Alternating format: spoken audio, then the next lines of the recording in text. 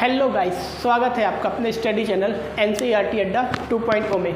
Guys, जैसा कि आप सबको पता है, जो हमारा जो सेशन है वो बेसिक ज्योमेट्री के ऊपर चल रहा है और बेसिक ज्योमेट्री के अभी तक हमने लगभग 4-5 पार्ट कवर कर ली। आज 6वां पार्ट चालू होने वाला है, जिसमें टाइप्स ऑफ एंगल चल रहा था। लास्ट क्लास में हमने भी टाइप्स ऑफ एंगल ही पढ़ा था, आज भी टाइप्स ऑफ एंगल ही रहेगा। ये शायद तक आज का जो टॉपिक है ये आपका फाइनल होगा टाइप्स ऑफ एंगल का। इसकी हम थोड़ी डेफिनेशन देखेंगे, एंगल्स को समझेंगे। थ्योरम वगैरह इस पार्ट में नहीं करेंगे। थ्योरम अगर करेंगे तो आप लोग कमेंट कर दीजिएगा। अगर आप थ्योरम पढ़ना है तो कमेंट कर दीजिएगा, तो अगला पार्ट हम कमेंट वो जो हमारा अगला पार्ट होगा वो थ्योरम पे हो जाएगा, ठीक है। और नहीं तो फिर आगे अभी तो अपन बेसिक इंट्रोडक्शन ही बेसिक पढ़ते रहेंगे, फिर जब क्वेश्चन सॉल्व करेंगे तो उसमें थ्योरम वगैरह देखेंगे, है ना।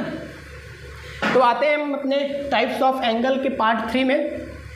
टाइप्स ऑफ एंगल के पार्ट 3 में हमने एंगल्स के नाम पढ़ लिए थे। अब देखते हैं, आपने पैरेलल लाइन पढ़ा था। माना कोई पैरेलल लाइन है, ये अगर कोई दो पैरेलल लाइन है, ये एक पैरेलल लाइन, ये दो लाइन है, ये दो लाइन है L और M, क्या हमारी दो लाइनें हैं, ठीक है। ये दोनों आपस में पैरेलल आपको दिख रही होंगी, पैरेलल है, ठीक है। इसको कोई तीसरी लाइन अगर इंटरसेक्ट कर रही हो,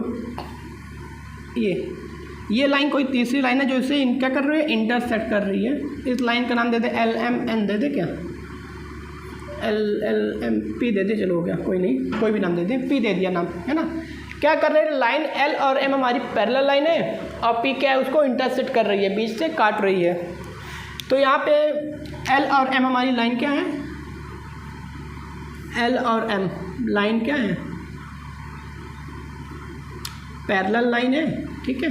ये तो पैरेलल लाइन है। पैरेलल लाइन का मतलब आपने पढ़ा होगा, बीच के इक्वल डिस्टेंस होते हैं ना, जो कभी भी एक दूसरे को काटती नहीं है। तो ये लाइन एक दूसरे को कभी काटेंगी नहीं, और इनके जो बीच का जो डिस्टेंस होगा वो सेम होगा। यहाँ से तक जितना दूरी ये सभी पॉइंट्स क्या होंगे, इक्वल डिस्टेंस पे होंगे L और M के।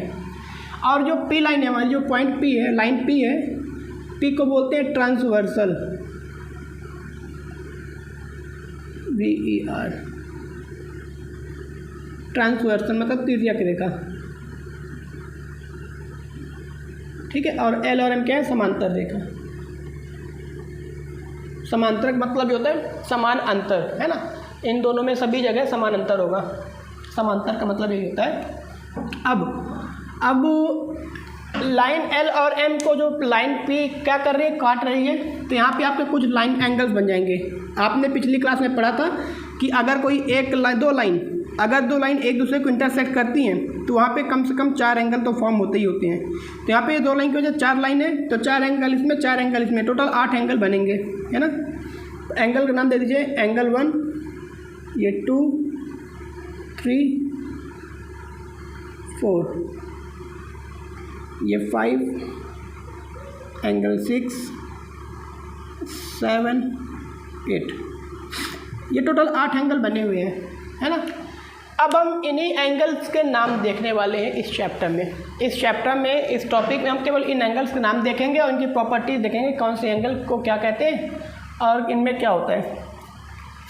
तो बेटा, जो पहला हमारा एंगल है, अगर आप देखें यहाँ पे, तो ये जो लाइन हमारी जो ट्रांसवर्सल P है, P जो लाइन है यहाँ पे, ये इधर मुड़ रही है, यहाँ पे 2 आ रहा है, और सेम पोजीशन पे यहाँ पे ये मुड़ रही है। इधर साइड क्या आ रहा, 6 आ रहा, मतलब 2 और 6 सेम एक ही पोजीशन पे। ये भी जो 2 है लाइन के राइट टॉप के ऊपर बैठा है, 6 भी लाइन के राइट टॉप के ऊपर बैठा है। इनकी दोनों पोजीशन क्या है, सेम है। तो इस तरह जिनकी पोजीशन सेम होगी, ठीक है, तो उस तरह के एंगल को बोलते हैं करस्पॉन्डिंग एंगल। तो यहाँ पे हम लिख सकते हैं एंगल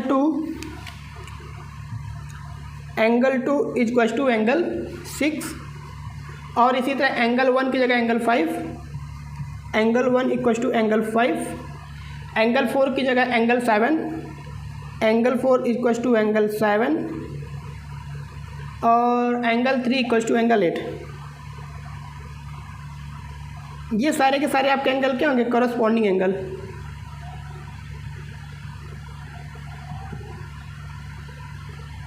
ये है आपके करस्पॉन्डिंग एंगल।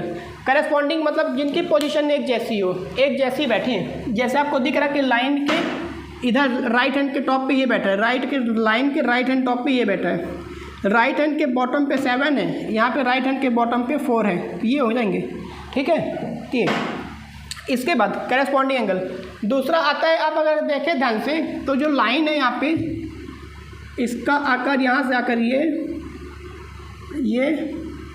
ये बन रहा है, कुछ ऐसा बन रहा है, इसका शेप बन रहा है, ये इस तरह का शेप बन रहा है लाइन को अगर देखें तो। ठीक है, ऐसे ही उल्टा आ जाएंगे तो उधर से बनेगा। तो यहाँ पे देखिए ध्यान से, तो यहाँ पे एंगल और ये एंगल कहलाएंगे आपके अल्टरनेट एंगल। क्या होंगे? Alternate angle. मतलब एंगल 3 एंड एंगल 6 क्या होंगे? अल्टरनेट। इधर से आएंगे तो एंगल 4 एंगल 5, यहीं पे बस नहीं, ये तो आपका अल्टरनेट समझ में आ गया होगा। आया एंगल एक लाइन के, अगर एक ऊपर यहाँ पे है तो दूसरा यहाँ पे बैठेगा जब, तो ये अल्टरनेट कहलाते हैं। आई बात समझ में? तो अल्टरनेट एंगल निकालते हैं अपन, देखते हैं अल्टरनेट एंगल कौन कौन से हैं। यहाँ पे लिख रहा हूँ मैं, angle 3 equals to angle 6, angle 4 equals to angle 5, angle ये क्या है? अल्टरनेट इंटीरियर एंगल है, अल्टरनेट इंटीरियर एंगल। ये अंदर का हो गया ना 4। ठीक है, और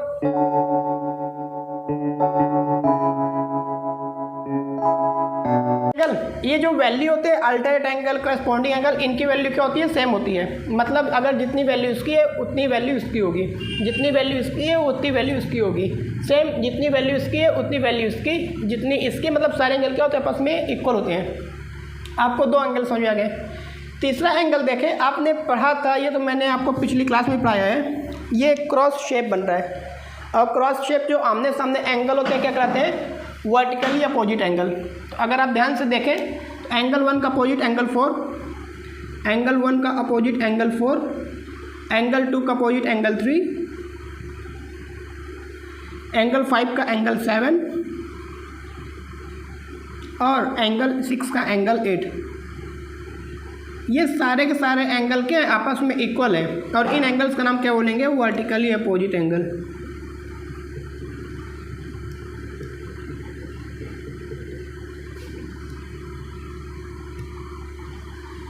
इतनी बात आ गई?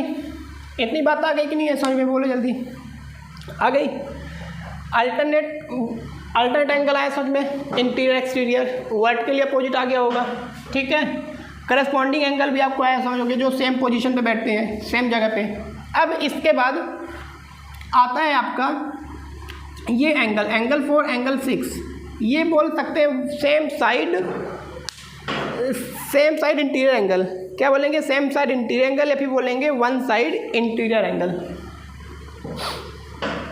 यहीं पे लिख दूँ, ये एंगल 4 और एंगल 6 ये आपके क्या है? One side interior angle, one side interior angle है। Angle 4 angle 6 one side interior angle है। और इनकी जो वैल्यू होगी, मतलब अगर इन दोनों का सम जो होगा, एंगल 4 प्लस एंगल 6, इनका जो सम होगा आपका बेटा, वो होगा आपका 180 डिग्री। कितना होता है? 180 डिग्री। सेम ऐसे ही एंगल 5 और एंगल 6, एंगल 3 और एंगल 5 क्या है? वन साइड इंटीरियर एंगल, और इनका भी जो सम होगा एंगल 3 प्लस एंगल 5 का जो सम होगा वो होगा 180 डिग्री। इतनी बात आ गई कि नहीं आई? आ गई। अब ये सेम साइड जो इंटीरियर एंगल है, सेम साइड इंटीरियर एंगल का सम 180 डिग्री है। ठीक है, तो यहाँ पे जो सेम साइड एक्सटीरियर एंगल होंगे, जो सेम साइड एक्सटीरियर एंगल होंगे, सेम साइड के जो एक्सटीरियर एंगल होंगे, कहाँ पे बना दूँ मैं? यहीं पे कर रहा हूँ, यहाँ पे ला दिया। सेम साइड एक्सटीरियर एंगल होंगे, इनका सम कितना होगा? Angle 2 plus angle 7, angle 2 plus angle 7, इनका भी सम होगा 180 डिग्री। कितना होगा? 180 डिग्री। इसी तरह एंगल 8 और एंगल 1, ये भी सेम साइड एक्सटीरियर एंगल है, इनका भी सम कितना होगा? इनका भी सम होगा 180 degree. Angle 1 plus angle 8 is equals to 180 degree. इनका भी एंगल वो सम होगा 180 डिग्री। इतनी बातें समझ में आई? जल्दी से इतनी बात कॉपी करें, नोट डाउन करें, फिर आते हैं अपने थोड़ा आगे टॉपिक की तरफ। गाइस इतनी बात समझ में आई आपको? उम्मीद करता हूँ समझ में आ गई होगी। ठीक है, अगर नहीं आई हो समझ में तो प्लीज़ वीडियो को रिवाइंड करके एक बार देख लें। और यहीं से होता है हमारा एंगल का टॉपिक समाप्त। अगर आपको इनके थ्योरम पढ़ने होंगे, अगर आपको थ्योरम पढ़ना है इसका, तो प्लीज़ आप कमेंट कर दीजिएगा, तो हम कुछ इससे मतलब कि ट्रांसवर्सल से रिलेटेड आपको थ्योरम पढ़ा दूंगा। ठीक है, उसके बाद फर्दर अपनी दूसरी टॉपिक में आएंगे हम।